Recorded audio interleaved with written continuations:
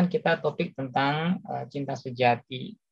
Nah, cinta sejati itu kadang-kadang konsep di dalam dunia sekuler ataupun yang dikatakan di luar orang-orang anak Tuhan itu juga punya namanya cinta sejati. Tetapi kita juga sebagai orang-orang yang beriman punya namanya cinta sejati. Namun kadang-kadang di saat kita dalam melakukan setiap perjalanan hidup, baik antara orang yang sedang membangun hubungan dengan menuju ke satu hubungan serius, misalnya dalam berpacaran, atau juga mereka yang sudah dalam berkeluarga, sering sekali untuk memilah mana sebenarnya cinta ya sejati yang harus benar-benar diperjuangkan atau harus yang membuat bisa tetap solid. Nah, di sini kita shalom buat Pak Chandra, Pak Anton ya. Tapi ada juga namanya Pak Chandra hampir mirip dengan narasumber kita, Bapak Dr. Chandra Kirana. Shalom bergabung, ya Pak Chandra Anton beserta Mindy. Mindy itu Pak Esra bantuin kakaknya lahiran. Oh iya ya, enggak apa-apa. Ya. Oke, siap. Tetap terima kasih walaupun tadi sudah menghubungi lagi proses OTW pulang kerja dari Solo, tapi tetap bergabung, satu semangat yang luar biasa. Oke, saya rasa bisalah kita akan mulai ya topik tentang cinta sejati. Jadi Pak Anton ataupun Pak Chandra, kita akan nanti mendapatkan apa namanya itu nilai-nilai tentang bagaimana untuk membangun satu keluarga, hubungan dengan orang yang kita sayangi, supaya tetap menjadi kuat. Tentunya bisa dikatakan cinta sejati lah yang membuat yang tanpa batas. Kalau cinta yang kita pahami yang berbanyak sisi itu kan tidak sempurna ya, tetapi mungkin cinta sejati nanti akan kita temukan bagaimana untuk mendapatkannya ke sana, bagaimana untuk menjalankannya. Maka kita akan mendengarkan mungkin dari Bapak Dr. Chandra Kirana, karena Bapak Dr. Chandra Kirana ini orang yang juga pelayanan di bidang MOU. Sampai sekarang banyak pasangan-pasangan keluarga yang sangat diberkati lewat pelayanan hambanya ini. Jadi kita sangat beruntung. Namun karena beberapa teman di komsel kita benturan ada janjian kegiatan, jadi memang nanti biar mereka dilihat aja di YouTube ini ya. Oke, terima kasih sudah bergabung buat kita yang baru bergabung. Oke, mari Bapak Chandra berikan pandangan-pandangan tentang cinta sejati yang baik untuk kita. Ya, saya dikasih waktu berapa lama untuk presentasinya? Bolehlah 20 menit. 20 menit ya. Oke, saya share screen ya. Ya. Oke, bisa. Oh.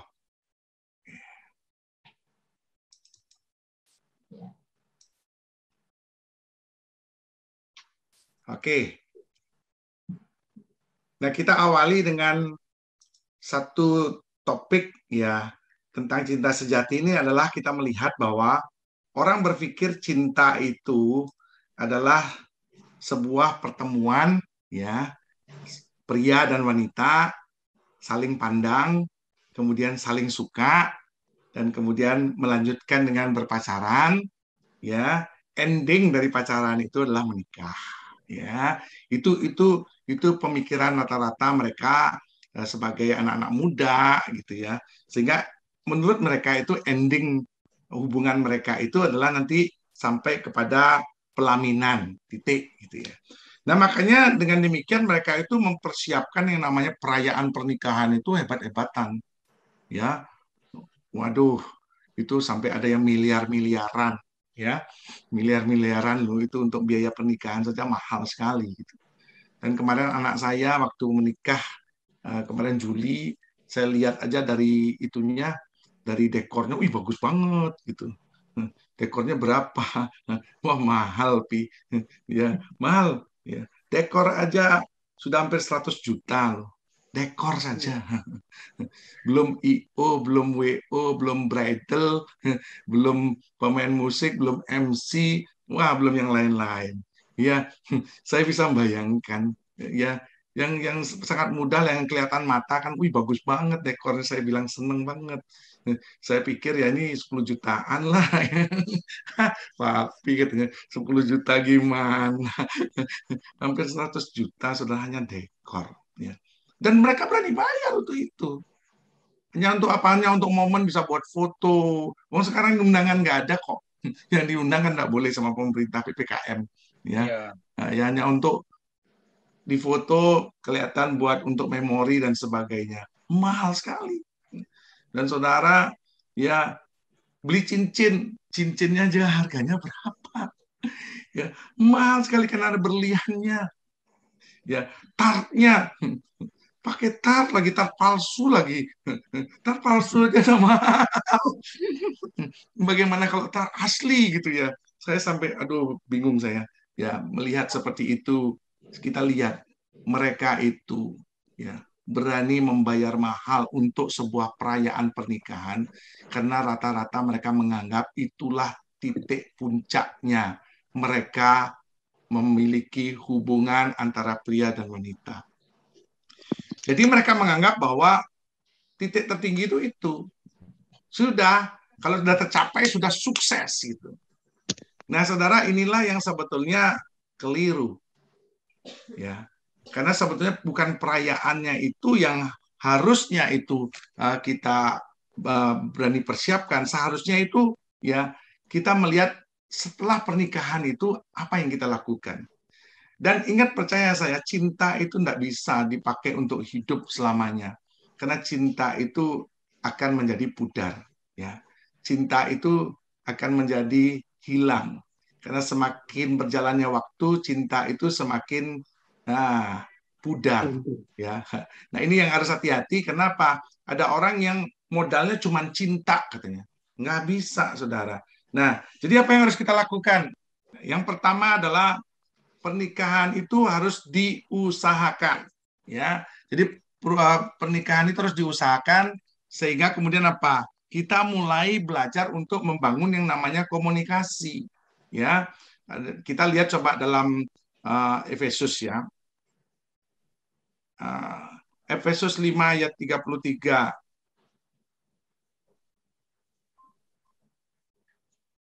Firman Tuhan berkata begini, bagaimanapun juga bagi kamu masing-masing artinya suami dan istri, berlaku, hai suami kasihilah istrimu, ya, seperti dirimu sendiri, dan hai istri, saya tambahin kata biar lebih jelas gitu ya, hendaklah menghormati suaminya.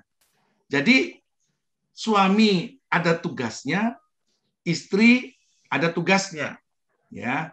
Jadi dua-duanya punya tugas. Nah, tugasnya suami apa? Mengasihi istri. Tugasnya istri apa? Menghormati suami. Ya. Nah, disinilah yang kemudian dua hal ini tidak bisa dilakukan dengan mudah. Kenapa? Nah, si pria ngomong, saya kan sudah mengasihi istri saya, buktinya uang bulanan saya kasih terus, gaji saya udah saya kasih dia semua. Ya, itu tanda saya mengasihi dia. Saya udah punya anak sama dia, berarti itu tanda saya mengasihi dia. Nah, itu yang dianggap sebagai suatu tindakan kasih oleh si pria itu, ya. Nah, sedangkan si wanita menganggap bahwa oh saya udah masakin dia, saya udah cuciin dia, saya udah urusin anaknya dia, saya kan sudah menghormati dia. Nah, inilah anggapan-anggapan seperti inilah yang kemudian saling merasa diri sudah melakukan apa yang menjadi tugas, apa yang menjadi kewajiban dia. Sebetulnya bukan itu, saudara. Ya, seorang suami istri itu harus menyadari bahwa pernikahan itu tidak akan bisa bahagia, ya, tidak akan bisa, istilahnya cinta itu akan tetap menjadi sejati, ya, tanpa ada usaha dari kita untuk melakukan ya sesuatu untuk mempertahankan pernikahan itu. Nah, makanya saudara perlu membangun komunikasi, ya, seperti saat pacaran. Waktu pacaran aja kita bisa mesra-mesraan, Masih pacaran udah panggil say. Ya, padahal kan belum boleh harusnya. Udah nikah manggilnya apa? Bang, Bo, seenaknya aja. Ya, nah makanya harusnya kan justru setelah menikah itu jadi makin mesra kan, panggilannya sayang, honey gitu ya, say gitu ya. Nah banyak yang kita lihat justru waktu mereka belum menikah itu mereka bisa bisa mesra kayak begitu. Nah makanya saudara kita belajar untuk membangun yang namanya komunikasi. Jadi yuk pergi berdua, ngobrol, ada waktu berdua sama istri ya, suami istri, nggak usah bawa anak titipkan di mertua ya, sekali tempo loh ya, jangan tiap hari, nanti kalau tiap hari mertuanya marah-marah ditutupin anak terus ya, sebulan sekali lah gitu ya. Nah lakukan seperti saat berpacaran, nah seperti pacaran lagi. Saya sampai hari ini saudara ya sudah 36 tahun saya menikah. Ya, usia pernikahan saya udah 36, hampir nanti Januari ya. Jadi saya masih kadang pergi berdua dengan istri, makan berdua saja, ya, pergi kadang kemana berdua saja, ngobrol gitu ya. Nah, kemudian apa? Belajar untuk menyediakan waktu yang berkualitas, ya. Belajar untuk menyediakan waktu yang berkualitas karena seringkali kita tuh menyisakan, ya. Ada yang bocor ya suaranya, bisa ditutup nggak ya di mic-nya di mute ya. Anton mungkin ya. Apa? Kok ada yang bocor ya suaranya? Jauh. Oh. Oke. Kemudian yang selanjutnya itu menyediakan waktu yang berkualitas, ya. Jadi ada waktu yang kita bisa berikan kepada pasangan kita gitu ya. Jadi kita harus lepas dari rutinitas gitu. Ya. Jadi kita itu bisa terus melakukan yang namanya apa? Kencan, pacaran berdua gitu. Ya.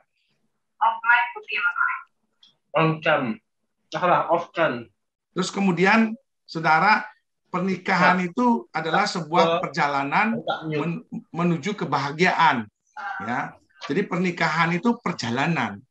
Tidak langsung kita itu bisa sampai kepada pernikahan yang bahagia. Ya, langsung kita bisa membuktikan bahwa cinta itu sejati. Nah, itu adalah sebuah perjalanan, ya. Jadi dalam perjalanan ini kita harus sadari bahwa pasti ada yang namanya halangan, ya. Pasti ada yang namanya ya kendala-kendala.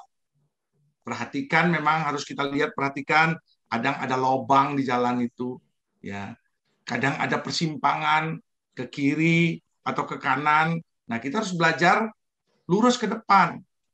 Karena kadang-kadang gangguannya apa? Ketika pernikahan kita masih muda, ya, melihat istri orang lain, melihat suami orang lain, kita bisa tertarik, ya, melihat keadaan istri kita, melihat keadaan suami kita, ya, kita bisa istilahnya tidak lagi menghargai dia, ya, tidak lagi bisa menghormati dia, ya, banding-bandingkan dengan suami orang lain, banding-bandingkan dengan istri orang lain. Lu kamu kayak itu, coba. Ya, dia tuh gini. Nah, itu pun membuat ya perjalanan kita belok lagi. Ya, tidak lagi menuju kepada kebahagiaan tapi ribut lagi. Karena ingat, tidak ada satupun orang yang suka disalahkan.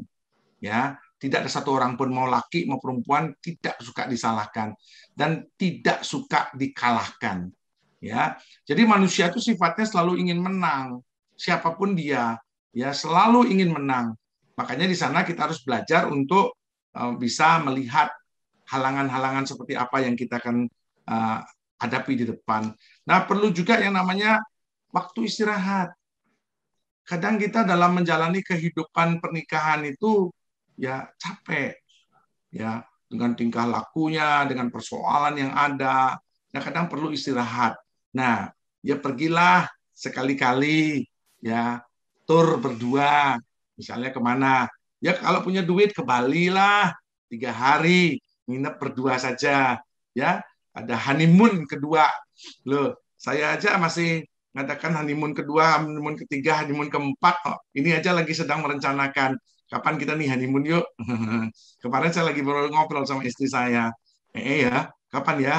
Ya wis Januari ya, Januari 2022, ya wis. Ini tak atur waktunya, tak siapin duitnya. Kita nanti honeymoon. Ya, gitu loh. Jadi saudara jangan melihat, oh sudah tua, cucu udah 3, mantu udah 3. Nggak begitu. Tapi kita harus berani tetap berani menyediakan waktu ya untuk pasangan kita. Karena saudara ingat, pernikahan itu sebuah perjalanan. Sampai atau enggak kita sampai di tujuan, itu tergantung kita yang pegang kendaraan itu. Kita yang pegang setir itu. Ya, mau lurus atau mau belok. Ya. Nah, yang terakhir saudara, yang harus disadari bahwa pernikahan itu adalah the school of life. Jadi, pernikahan itu untuk mencapai cinta sejati. Itu adalah ya namanya the school of life. Jadi harus belajar terus untuk membuktikan bahwa cinta kita itu sejati atau tidak. Itu nanti perlu pembuktian, ya. Jadi sampai pernikahan keberapapun, sampai istilahnya maut yang memisahkan kita, ya, baru kita bisa buktikan, ya, cintanya sejati apa enggak, gitu. Makanya saya kadang lihat itu di sosial media, gitu. Ya, suaminya meninggal, ya, dia bisa ngirim posting kata-kata yang bagus banget. Engkau sungguh-sungguh suami yang bertanggung jawab. Saya bangga pernah punya suami seperti engkau. Tapi memang Tuhan lebih sayang pada kamu. Dia ambil. Tapi saya bersyukur pernah melihat figur suami, papa seperti kamu. Ya, saya tidak akan pernah melupakan itu. Itu enggak satu wanita loh. Saya baca postingannya di sosial media. Ada beberapa wanita seperti itu. Berarti dengan demikian, si pria itu selama hidupnya dia berhasil. Demikian juga seorang pria, juga saya lihat ada posting juga di sosial media, dia berkata, aduh, kepergianmu itu membuat hidupku hampa. Ketika engkau ada di sampingku, aku merasakan hidup itu lebih hidup. Tapi ketika engkau tidak ada, hidupku betul-betul kosong. Tapi bagaimanapun Tuhan memang lebih sayang sama kamu. Aku nanti akan menyusul kamu, ya, karena aku bahagia banget selama hidup bersama kamu. Wih, keren loh, saudara. Nah, itu yang nanti baru kita bisa tahu apakah itu betul-betul cinta sejati. Nah, itu dibuktikan setelah kita dipisahkan oleh maut. Kalau belum dipisahkan oleh maut, kita nggak tahu sejati apa enggak. Ya, karena apa? Kadang-kadang di depan pasangan kita lihatnya baik-baik saja, manis-manis saja, senyum-senyum aja di hatinya, gitu ya. Jengkelnya setengah mati, tapi kan tidak berani dimunculkan. Ya, nah itu kenapa? Karena kita tuh seringkali pakai topeng, ya, pakai topeng sehingga orang lain tidak kelihatan kalau kita itu lagi marah sama dia. Nah, saudara, dalam pernikahan itu kita harus menyadari the school of life itu harus belajar terus ketika mengalami gagal. Jangan pernah kita menganggap kita itu tidak pernah gagal. Saya tadi di awal udah ngomong, saya 36 tahun menikah dan saya seorang yang sudah mengikuti seminar-seminar, retreat tentang pasutri udah banyak kali, puluhan kali. Bahkan saya sudah menjadi pembicara di seminar-seminar tersebut, dan saya sendiri mengadakan seminar pasutri juga. Apakah dengan demikian saya kebal dengan masalah? Enggak, masih ada konflik. Tetapi ketika ada jadi konflik itu, saya akan lebih mudah untuk saya bisa lepas dari konflik itu. Kenapa? Saya sudah punya patronnya. Saya sudah punya cara untuk melepaskan diri dari konflik itu. Nah, sehingga dengan demikian, sampai hari ini pernikahan saya yang ke-36 ini, saya merasakan betul-betul sangat bahagia. Demikian juga istri saya tanya beberapa kali sama dia, apakah kamu bahagia? Iya, saya bahagia. Ya. Nah, inilah saudara yang dinamakan cinta sejati itu, di mana kita bisa membahagiakan pasangan kita sampai akhir. Ya, jadi kalau kita bisa melakukan seperti itu, kita bisa membuktikan bahwa cinta kita itu cinta sejati. Karena banyak orang hanya gombal, bilang I love you di mulut, tapi tindakannya enggak I love you. Gitu? Begitu, aduh I love you, yang tolong dong beliin ini, ya. Sekto ya, aku capek. Besok ya. Nah, itu namanya sudah tidak sejati kalau menurut saya. Kalau sejati, ya pasangannya minta tolong apa, langsung jalan dong. Ya sampai hari ini juga istri saya kalau ngomong apa, saya pasti cepat jalan. Jarang saya nunda. Ya, nah Pak Estra tuh kenal istri saya, boleh ditanya. Ya, saya jarang nunda. Ya. Begitu dia ngomong ini, saya usahakan secepatnya. Ya, bahkan kadang-kadang saya ngejar. Tadi kamu tuh minta tolong saya ini, ayo dong sekarang saya jalan yuk. Sekarang saya jalan. Kenapa? Karena saya ingin menyenangkan dia. Karena saya sayang banget sama dia. Ya, saya ingin membuktikan bahwa saya punya cinta sejati sama dia. Nah, saudara, itulah cara-cara kita untuk bagaimana kita membuktikan bahwa cinta yang ada dalam diri kita itu adalah cinta sejati. Tuhan memberkati. Sekian, setelah. Oke, terima kasih Pak Dr. Chandra Kirana sudah memberkati kita di topik tentang cinta sejati. Kalau ada yang mau sharing, mau konsultasi, mau sharing, mau tanya, mau lebih dalam, kalau masih ada waktu silakan. Nah, ini sangat menarik ini karena kita kan ini kan program talk show ya. Jadi ini sangat menarik. Jadi bisa nanti dari teman-teman yang saat ini bergabung di Zoom-nya aja, karena kalau yang di chatting YouTube-nya memang kita belum bisa layani karena terbatasnya perangkat. Oke, karena itu bisa Saudara Chandra bisa pertanyaan yang berkaitan dengan cinta sejati, mungkin apa namanya rintangan-rintangannya atau bagaimana upaya-upaya di saat ada kendala seperti ini, apa yang harus kita lakukan. Karena kita lihat tadi dari terakhir saya melihat sangat menarik itu, pernikahan itu kan puncak dari hubungan pria dan wanita itu istilahnya. Tapi ternyata justru pernikahan itu adalah sekolah kehidupan. Nah, ini suatu hal yang menarik ya. Artinya berarti kita tidak akan pernah berhenti untuk belajar. Walaupun kita sudah berkeluarga, ternyata justru kita juga harus banyak belajar tentang banyak hal supaya hubungan dalam hidup kita itu semakin baik dan lebih baik. Saya juga masih perjalanan dalam keluarga cukup masih muda ya, menjalani 6 tahun. Saya mau bertanya mungkin dari saya dulu ya, supaya nanti teman-teman bisa santai aja, karena kan ini ada mungkin waktu beberapa menit ke depan bisa sharing, bisa kita tanya Pak Chandra karena dia di bidangnya. Banyak cerita dari orang-orang yang sudah senior dalam keluarga, katanya di usia-usia 3-5 tahun itu masa-masa yang begitu berat dalam hubungan dalam membangun rumah tangga pernikahan. Saya juga pada awalnya saya melihat itu tidaklah gitu. Selama kita punya semangat dan memang kita memang benar-benar punya hati saling mencintai. Tetapi ternyata kata-kata itu juga ternyata ada nyatanya juga. Apakah memang menurut Pak Chandra memang di usia-usia seperti itu pernikahan itu memang masa-masa yang begitu sangat berat, sehingga juga tidak sedikit juga pasangan pernikahan itu di usia-usia pernikahan seperti itu juga mereka banyak yang broken home juga. Memang karena saya sendiri seorang hamba Tuhan, jadi saya banyak harus belajar dan belajar. Cuman tantangan itu memang di usia seperti itu saya perhatikan memang agak lebih lebih besar gitu. Nah, terus di waktu Pak Chandra menjalani masa-masa usia pernikahan seperti itu, kira-kira strategi-strategi apa atau hikmah-hikmat apa yang didapat dari Tuhan, cara-cara pandangan apa yang bisa supaya tetap hubungan itu walaupun memang tidak harus satu pandangan, tetapi bisa terus berjalan dengan cinta kasih yang indah gitu. Ya, jadi saya tidak bisa katakan berapa lamanya itu, relatif. Saya sendiri 20 tahun pertama pernikahan saya amburadul. 20 tahun gitu. Ya.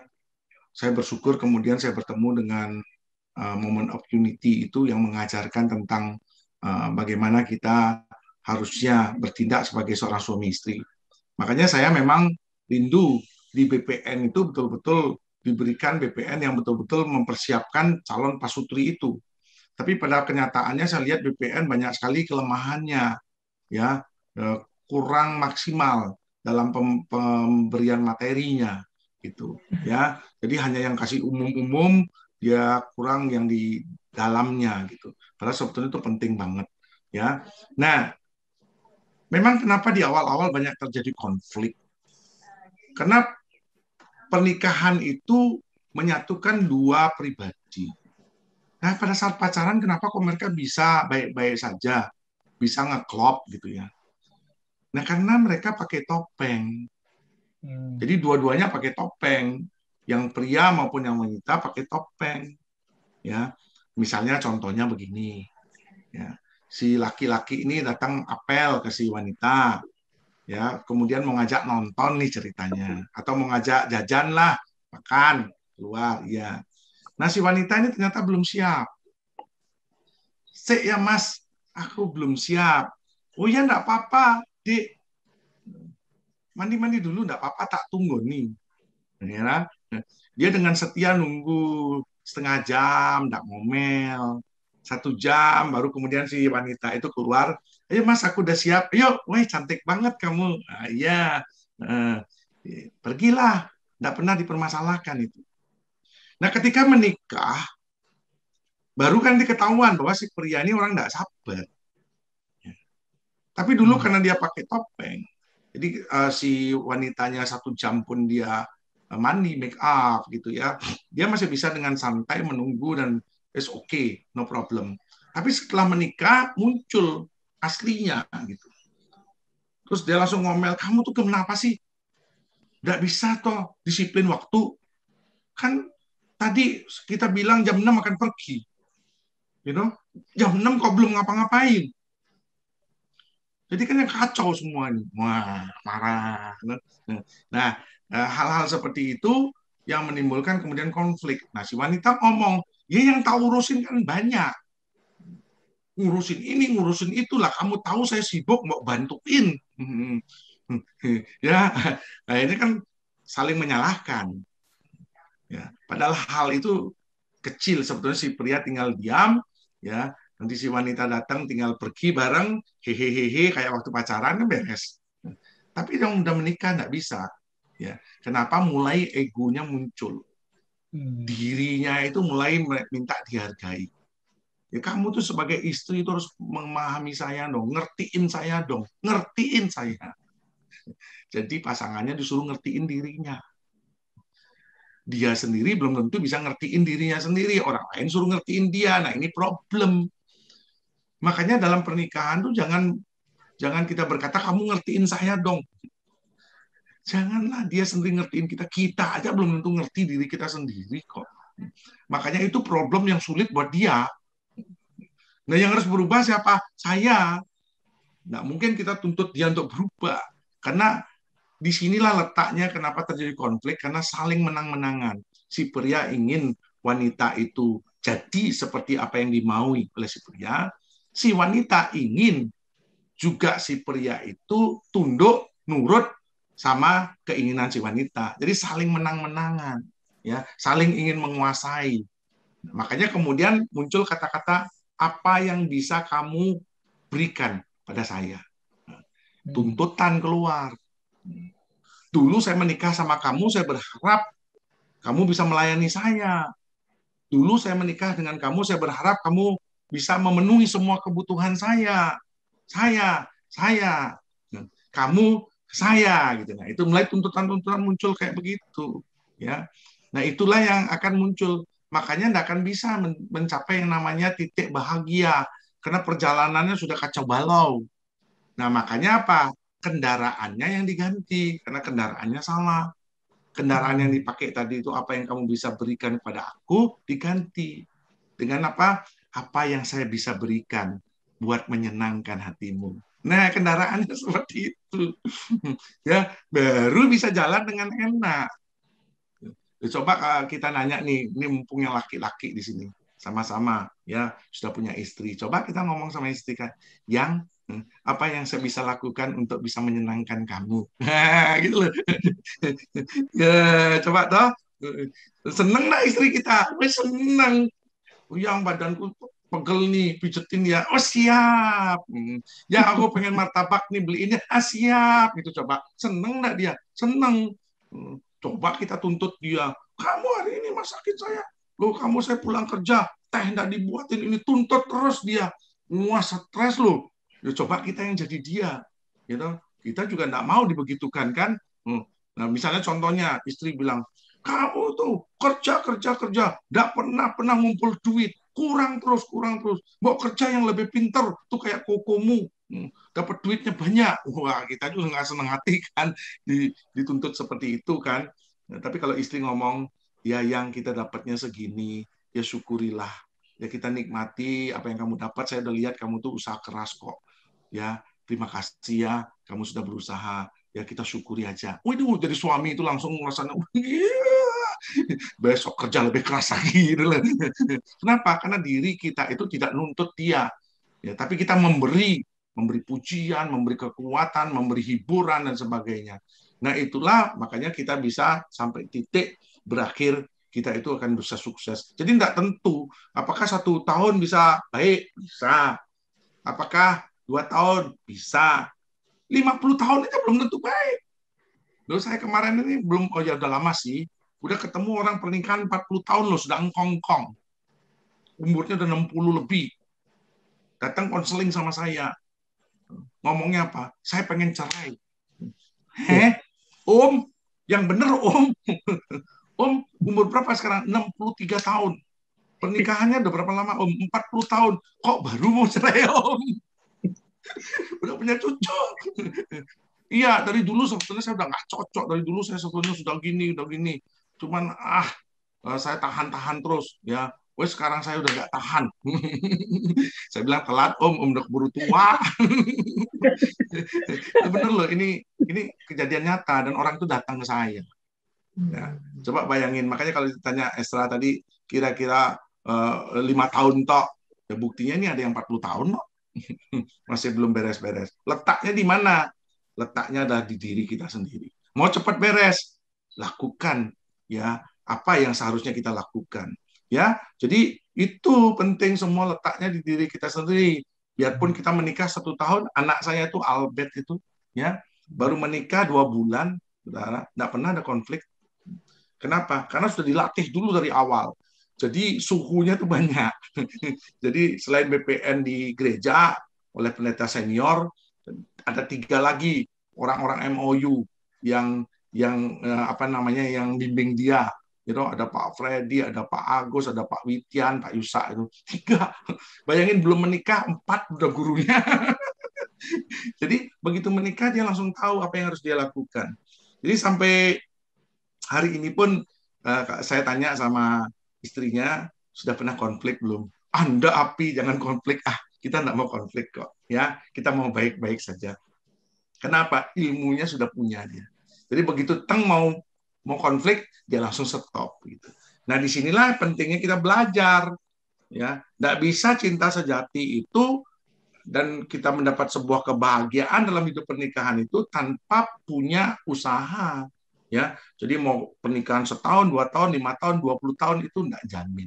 Ya, kapanpun kita mau 1 hari menikah, 1 bulan menikah, 1 tahun menikah, bisa enggak bahagia? Bisa, asal kita mau menjalankan kewajiban-kewajiban kita sebagai seorang suami, sebagai seorang istri, sama-sama ingin memberi yang terbaik buat pasangan kita. Maka bonusnya pasti bahagia. Nah, itulah yang saya bilang cinta sejati. Kenapa? Cinta sejati harus berani berkorban. Ya, jangan menuntut tapi memberi. Oke. Luar biasa. Terima kasih buat nasihat-nasihat dan nilai-nilai yang luar biasa. Oke, sekarang saya berikan kesempatan buat teman-teman kita yang saling bergabung. Ada juga teman kita yang paling muda, masih dia membangun hubungan. Hari ini dia izin, dia ada di hari ini di kebetulan dia ada. Tadi dia masuk sebentar, keluar lagi. Iya, masuk tadi. Siapa? Daniel. Oh ya, sempat masuk. Sempat. Iya. Apa ini ya mungkin? Ya lanjut, barangkali Anton Oke. ada Ah, yang mau didiskusikan dan mau eh, ditanya. mungkin apa dulu? Chandra dulu, Ah, boleh? Pak Chandra dulu, baru nanti Ibet. Ibet kan dalam persiapan untuk ini membangun hubungan nanti bisa juga jadi konteks pacaran supaya tetap bisa awet sampai ke arah pernikahan boleh, tapi kalau yang sudah menikah ini memang kontennya memang lebih arah ke sana. Mari silakan Kan Mr. Chandra. saya baru sebulan Mbak Esra, Ya. jadi belum apa ya?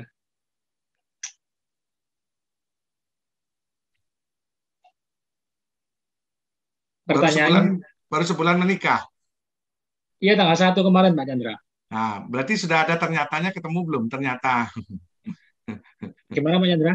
sudah ketemu ternyatanya belum? Ternyata yang dulu saya pikir begini, ternyata begini. Itu ada Oh, ketemu belum?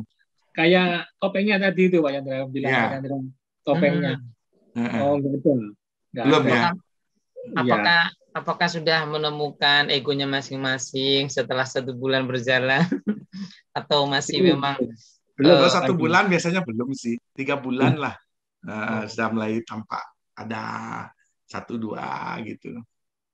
oke, mungkin saya akan membantu Pak Chandra, Pak Anton, pada panggilan lainnya juga Pak Anton mungkin. Mungkin Ya. gini, mungkin dasar-dasar apa yang dibutuhkan di saat mulai ada konflik, mungkin terus apa yang harus dilakukan itu mungkin ya bisa menjadi satu pegangan masalah-masalah kira-kira yang dilihat ke depan itu kesulitan-kesulitan apa yang cenderung memicu konflik Ya, di ini.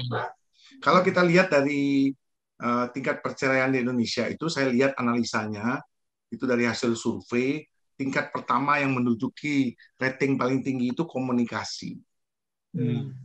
Jadi komunikasi, yang kedua ekonomi, yang ketiga perselingkuhan, itu seks gitu ya. Jadi kalau kita ratingnya lihat tuh komunikasi itu ternyata itu yang nomor satu. Jadi itu yang makanya tadi saya kenapa bicara tentang komunikasi, karena komunikasi itu tidak gampang. Komunikasi itu sebetulnya kelihatannya cuma ngomong. Nah itu kelirunya di sana. Komunikasi itu seharusnya itu belajar mendengar. Makanya kenapa Tuhan memberikan kita mulut cuma satu, telinga dua. Nah, tapi cenderungnya kita tuh pengennya didengar. Seharusnya Tuhan itu minta kita belajar dengar. Dengar tuh suami kita ngomong apa, dengar tuh istri kita ngomong apa, you know. Tapi kita senangnya tuh ngomong gitu. Nah, itulah kelemahannya, makanya komunikasi seringkali jadi kendala. Dan dalam berkomunikasi itu keluar tuntutan-tuntutan, keluar yang namanya dogma-dogma. Kenapa? Saya itu dari dulu papa saya itu ngajarin begini loh. Mama saya tuh ngajarin begini. Kamu tuh kok begitu? Ini yang bahaya itu seperti itu. Kamu nggak ngerti kalau yang papa saya itu pasti benernya. Ya. Kenapa? Karena saya ini dari keluarga bahagia. Nah, kamu tuh dari keluarga yang berantakan. Gitu, papa mamamu cerai toh. Oh, itu yang kemarin saya dengar di sharing MOU yang terakhir minggu lalu, you know. Ya kebetulan saya yang ngisi renungannya di sana, terus ada yang MOU itu apa Pak Chandra? kenapa? MOU itu apa? Moment of Unity. Jadi itu ada satu pergerakan untuk retreat ya. Kalau kalau Anton mau ikut, nih kebetulan Oktober ada nih retreat Pasutri untuk bagaimana kita belajar tentang cara-cara kita menghadapi pernikahan itu. Tapi masih virtual ini, masih Oh, virtual. ya. Di depan laptop ini pakai Zoom. Nah itu pesertanya dibatasi hanya 50 pasang dan ini sudah 32 pasang. Ya, jadi kalau memang mau ikut nanti saya kirim itunya brosurnya, silakan. Itu hanya 500.000 ya, bayarnya murah sekali karena memang tidak ada makan, tidak ada apa-apa ya, itu hanya untuk untuk ya investasi iman sajalah istilahnya. Dan banyak yang ikut kemarin juga, yang ikut ada 50 sekian pasang kemarin, lebih dari 50 pasang ya. Saya aja kemarin jadi fasilitator 3 pasang gitu. Ya itu cuman Berapa kali pertemuan ya yang? 3 kali ya yang? 3 kali ya pertemuannya? 3 kali kayaknya, 3 kali pertemuan. Ya, sama pra MOU jadi 4 kali. Jadi retreatnya 2 hari, kemudian ada kelasnya 2 kali, dan kemudian pra MOU-nya sekali. Jadi 4 kali pertemuan saja. Dan itu sangat memberkati. Dan rata-rata pertemuan itu sekitar 4 jam ya yang? Berapa jam ya? 4 jam ya? Ya 4 jam kurang lebih lah. Dari jam 3 sampai jam 7. Itu hari Sabtu. Itu ada sama hari Minggu. Nah, kalau Tapi Anton mau semua nanti ini tak masih, kirimin. masih virtual ya Pak Chandra ya? Nah, Masih pakai ini, virtual pakai ya? Zoom kayak gini. Tapi nanti kita Oh, pisah ruangannya. Jadi kita dibagi kelompok karena orangnya banyak kayak gitu kan nggak bisa. Yang ikut ya. itu total ikut Zoom itu 84 pasang, 88 pasang. Kan nggak bisa. Selesai si pembicara menyampaikan materinya, kemudian kita dibagi ke ruangan-ruangan. Nah, di ruangan-ruangan itu kita diskusi. Ada pemimpin pemimpin grupnya gitu. Ya, kalau mau nanti masih mumpung masih ada kesempatan. Esra ada ikut belum ya? Yang MOU kita belum ya.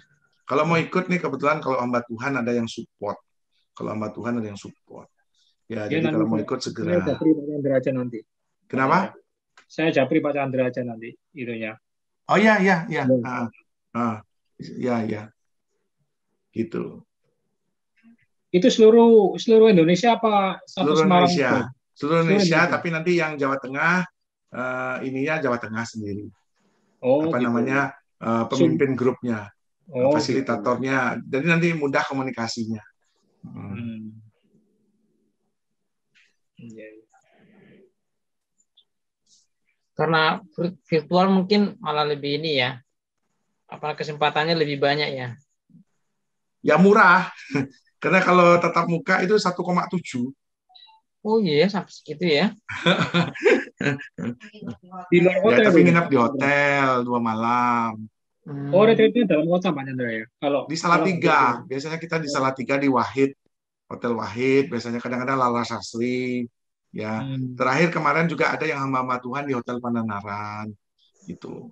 Hmm. Ya karena ini tidak ada nginap, tidak ada makan, ya dicas hanya 500.000, itu pun 20 pendaftar pertama itu cuma 350. Wah, itu cepat habis. Ini sudah 32 pasang. Hmm. Dibatasi oh ya.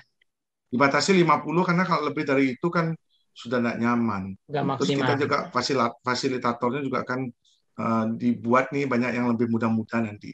Karena kemarin dikomplain pesertanya muda-muda, terus fasilitatornya tua-tua jadi manggilnya om sama itu. Tapi itu kan harus ini ya, sama istri ya. Oh ya harus berdua, nggak bisa sendiri. Kalau sendiri nggak bisa, harus komitmen berdua. Karena Biasanya waktunya percuma. jam-jam berapa aja, Pak Chandra? Kalau Sabtu jam 3 sampai jam 6. Kalau Minggu itu kalau nggak salah kemarin itu eh, jam berapa gitu. Jadi ngikutin. Tapi kalau yang hamba Tuhan kan bisa ada pelayanan langsung dia stop gitu. Makanya saya udah usulkan kalau bisa jangan ada hari Minggu. Kalau hari Minggu itu buat hamba-hamba Tuhan kan susah.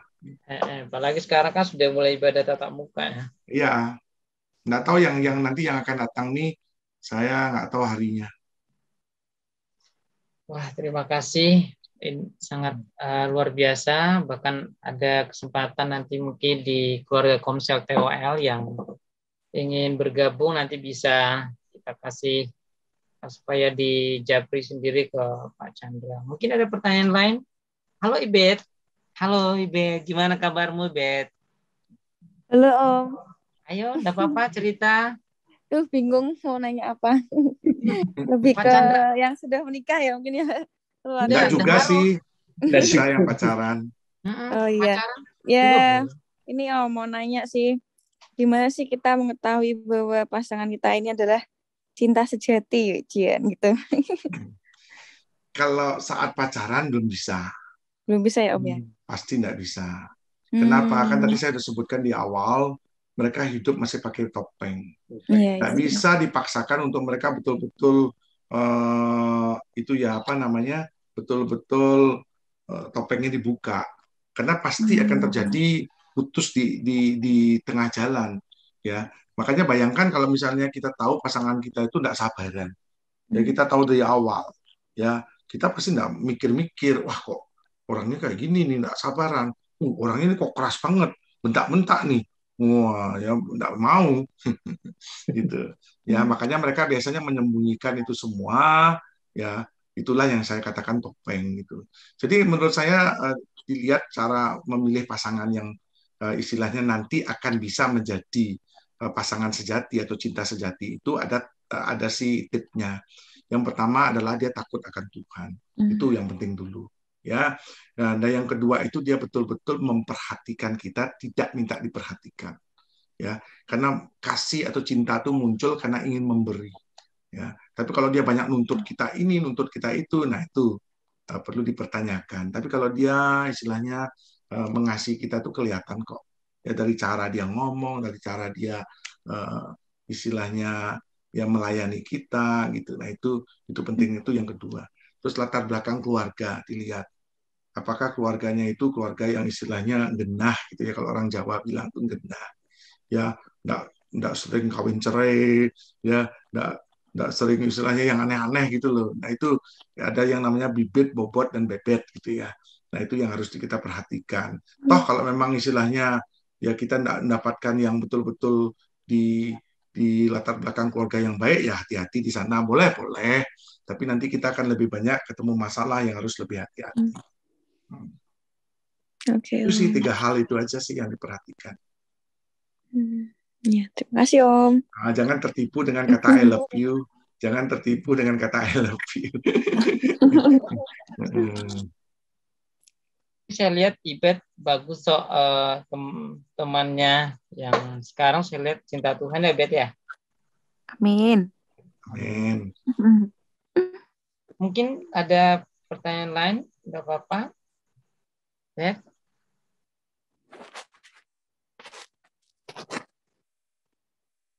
Apakah Ibet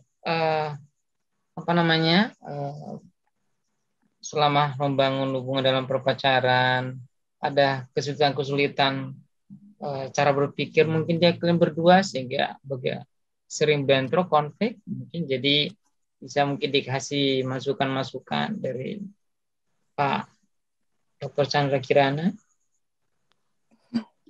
Ya pasti kalau ada bentrok ya pasti ada lah Om. Cuma ya bagaimana kita menyikapinya gitu sih, pinter-pinternya buat menyikapinya aja gitu.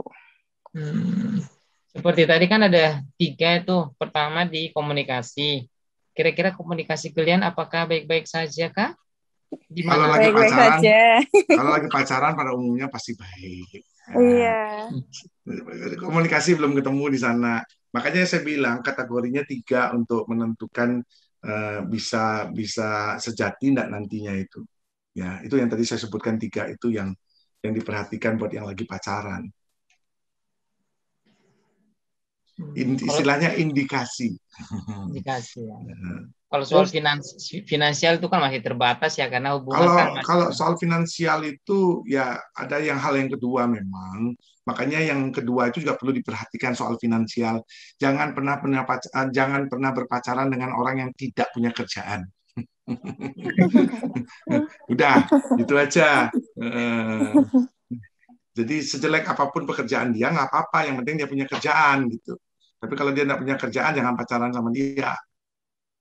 Suruh cari kerja dulu.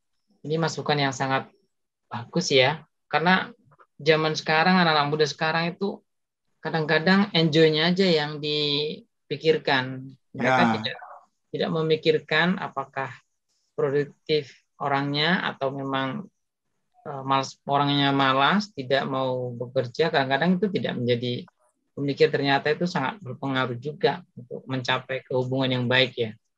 Itu yang saya juga tangani beberapa. Ada yang istrinya nggak mau kerja sama sekali. Itu si istrinya sudah ampun nyerah gimana. Ya, tapi itu pilihanmu, saya bilang. Nah, waktu kamu pacaran dulu kan kamu udah lihat dia begitu. Ya saya pikir Pak nanti kalau menikah berubah, punya tanggung jawab. Nah ini ngawur. Jangan dipikir. Kalau dipikir itu ya ya salah gitu loh. Kalau dari awal sudah lihat malas, janganlah pilih, gitu. Itu. Jadi itu penting banget. Jadi itu yang mau apa namanya tingkatan kedua yang menyebabkan perceraian itu ekonomi. Gitu. Ya, jadi ekonomi itu juga perlu diperhatikan. Ya, nah kalau kita juga harus idealis ya, artinya bukan kita mata duitan, bukan. Hidup itu kan butuh uang gitu ya. Jadi apapun itu butuh uang, itu segalanya butuh uang. Tapi uang bukan segalanya kan begitu. Tapi kalau nggak punya uang juga kan repot. Nah makanya kita juga harus melihat itu ya. Jadi dari awal kita bisa melihat, nah kira-kira orang ini kalau memang dia jabatannya masih kecil, pekerjaannya masih biasa, tapi dia punya antusias, dia punya rajin, it's okay. Ya, tapi kalau dia malas, udah kerjaannya biasa-biasa, malas, sering ngeluh, gitu, kerja di sini nggak betah, kerja di situ ngomel. Nah ini menurut saya itu uh, warning, ya. Makanya jangan sampai cinta melekat, tai kucing rasa coklat, gitu Oke. ya. Nah itu kadang-kadang kan dibutakan kita itu yang namanya cinta buta, you know? Jadi udah tahu tai kucing kok mau rasanya coklat itu kan tidak mungkin. Tapi kenyataannya memang begitu. Saya nemuin itu beberapa. Baru setelah menikah, baru nyesel-nyesel setengah mati gitu lah. Tapi gimana sudah menikah kok? Kamu Nah, tidak ya bisa itu Pak mengambil Chandra. cerai. Kalau misalnya topeng itu kan ketawanya setelah beberapa tahun gitu, terus gimana kok kan wah padahal waktu itu kan topengnya bagus semua gitu loh. Ya makanya tadi kan di awal saya bilang, Nah, mulai dikikis habis dari diri kita sendiri, jangan tuntut dia. Ya, ketika terus istri kita ngomong apa, wah ternyata topengmu dulu ini, sekarang kamu terbuka topengmu ini. Nah ini yang kita harus buang dari diri kita sendiri. Misalnya contohnya nih, aduh kamu ternyata tukang ngomel ya, dulu kamu pacaran nggak pernah ngomel lah, berarti topeng kita itu di ngomel kan. Belajar rem mulut kita. Jadi kalau mau ngomel tuh mulut kita ditahan gitu ya. Nah itu yang saya bilang. Jadi kalau terbuka sudah topengnya ya kita harus berubah. Karena kalau kita nggak mau berubah, ya siapa yang mengubah kita? Tuhan aja nggak bisa mengubah kita loh. Kalau kita nggak menyiapkan diri untuk diubah Tuhan, ya. Jadi jangan berpikir terus kita kita Tuhan kan maha kuasa bisa mengubah kita, nggak bisa kalau kita nggak minta Tuhan mengubah. Karena kita punya yang namanya free will, ya. Tuhan udah kasih kita free will. Jadi kalau kita yang minta sama Tuhan, Tuhan ubahkan saya, baru diubah. Gitu. Jadi kita aja begitu sulitnya diubah, apalagi kita minta orang lain yang kita mau ubah. Itu nggak bisa. Gitu. Jadi begitu ketemu topengnya, langsung kita ubah diri kita sendiri. Minta Tuhan tolong. Ya, melalui Roh Kudus, kita akan mampu. Kadang-kadang nggak mampu juga. Saya bilang, Tuhan aku mau. Tapi aku nggak mampu Tuhan. Tolong mampukan aku Tuhan. Ya, sulit banget aku ngilangin kejelekanku ini Tuhan. Ya, aku mau tapi ini hilang Tuhan. Nah, Tuhan yang akan mampukan kita. Gitu. Ya. Luar biasa momen kita hari ini ya, sangat diberkati, benar ya, Mr. Anton, panggilan Chandra. Gimana? Ada lagi yang mau ditanyakan? Sementara belum Pak Ezra. Mas diberkati ya, sangat-sangat diberkati. Ibet, gimana? Ada yang mau ditanyakan lagi? Oh, ini aja mau tanya ini Pak Chandra. Waktu tadi Pak Chandra kan bilang 20 tahun pertama pernikahannya amburadul gitu. Terus kedepannya kok bisa balikin gitu butuh waktu berapa lama itu Pak Chandra? Ya saya butuh waktu kurang lebih 3 tahun untuk 3 tahun. saya bisa dipercaya oleh keluarga. Jadi kalau pernikahan 20 tahun itu pintu 3 sudah hancur, saya hajar. Tangan saya remuk nih. Ya, tangan saya remuk. Karena saya nggak pernah mau pukul istri. Buat saya tuh orang yang pukul istri itu pengecut. Jadi saya pukul itu pintu gitu ya, karena saya seorang karateka kan. Jadi pintu itu 3 kali jebol. istri betapa takutnya gimana itu ya?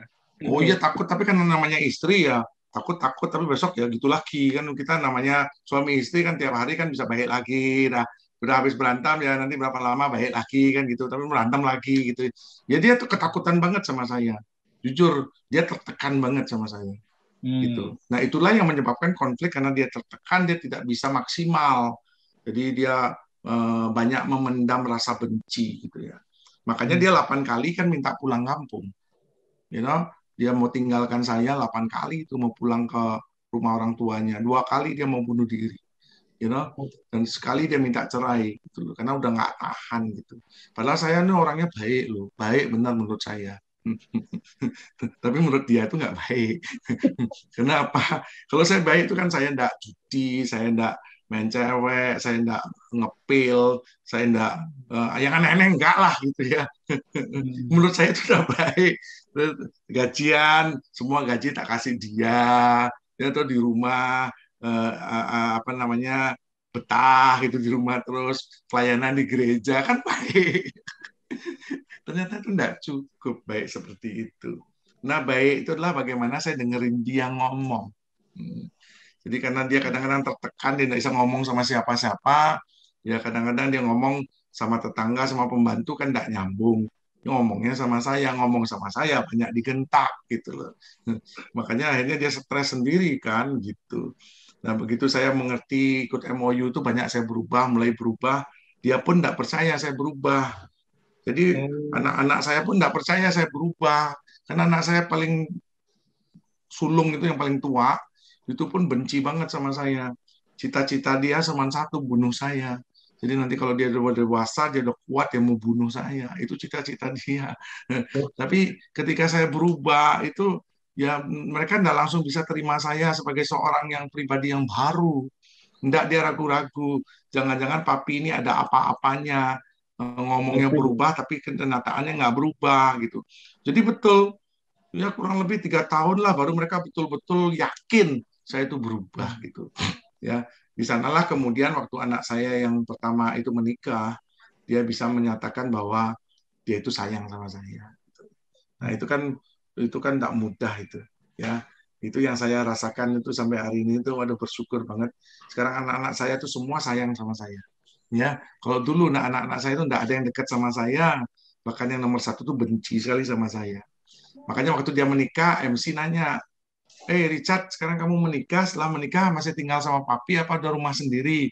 Oh, udah rumah sendiri, katanya. Oh ya, kalau kamu punya rumah sendiri, kamu berat ningali papimu apa ningali mamimu? Saya bilang MC kurang ajar. Nah, ini kan anak mami, anak kesayangannya maminya. You know? Dia benci banget sama saya, mau bunuh saya. Kok nanyanya begitu kan jawabannya udah pasti. Ini kan sama dengan melecehkan saya. Saya enggak bayar loh MC-nya. Tapi ternyata jawaban anak saya bilang begini. Ya, saya berat ningali papi. Saya sampai kaget loh dengar itu, saya enggak percaya loh. Sampai kayak mimpi buruk saya. Enggak percaya. Saya benar-benar enggak percaya. Dia bilang, saya berat ningali papi. Gitu. Besoknya setelah hari pernikahan itu, besoknya dia main ke rumah agak siang gitu. Saya tanya, sini kamu. Kenapa, Bi? Papi mau tanya kamu. Kok kemarin waktu MC itu tanya kamu tuh, kok kamu jawabannya aneh menurut Papi gitu. Yang mana, Pi? Nah kan MC itu tanya, kamu tuh sekarang punya rumah sendiri, kamu berat ningali Papi apa ningali Mami? Kok jawabanmu berat ninggalin Papi? Nggak masuk di akal, bilang, iya Pi, betul. Aku ngomong tuh serius. Kalau 3 tahun yang lalu itu ditanyakan, oh nggak ada cerita, Pi. Nggak ada cerita. You know, aku benci banget sama Papi. Tapi setelah itu aku dipulihkan. Dan 3 tahun kemudian aku bisa melihat Papi itu benar-benar tulus. Apa yang Papi didik ke aku itu semuanya benar. Tapi karena aku ada kebencian sama Papi, aku lihat semua itu jelek, semua itu salah. Nah, setelah aku melepaskan pengampunan buat Papi, aku bisa melihat bahwa apa yang Papi lakukan terhadap aku itu karena Papi sayang sama aku.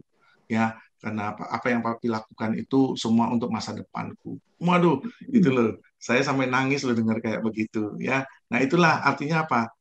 Sudah dipulihkan itu masih butuh waktu untuk mereka percaya bahwa kita tuh benar-benar berubah gitu. Ya, itulah makanya saya bisa merasakan sekarang anak-anak saya banget, sayang banget sama saya.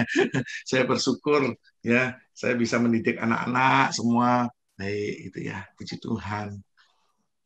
Oke, Tuhan luar biasa. Talk show kita hari ini benar-benar sangat bermakna, sangat membawa berkat bagi kita. Mungkin juga teman-teman